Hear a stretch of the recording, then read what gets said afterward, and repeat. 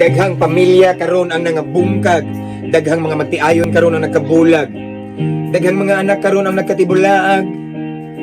Kaysa makadaot nga bisyo sila gilaglag. Yo, kining bisyong makadaot, daghang tawang nangadaot, daghang tawang naalaot, mga pamilya nagkagubot, kay wala na nagkasinabot, mga anak sigig bagutbot, ang pamuyo grabe kagubot, sa katilingban nahimong salot, tungod sa bisyong makadaot. Higala ayaw taon mo kalimot, ang kinabuhi halad kini nga humot, sa Ginoo magkapahimuot.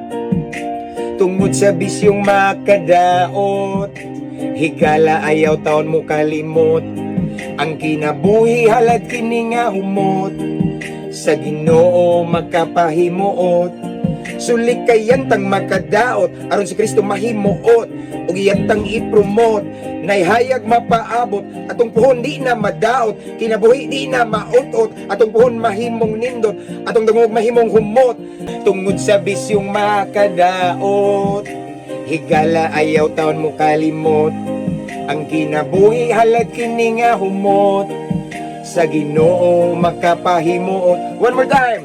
Tungod sa bisyong makadaot, higala ayaw taon mo kalimot, ang kinabuhi halad kini nga humot, sa Ginoo makapahimuot.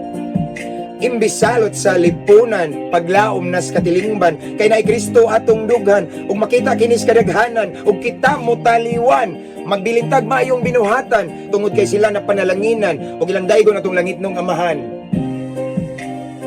Praise God! To God be all the glory. God bless everyone. That's all.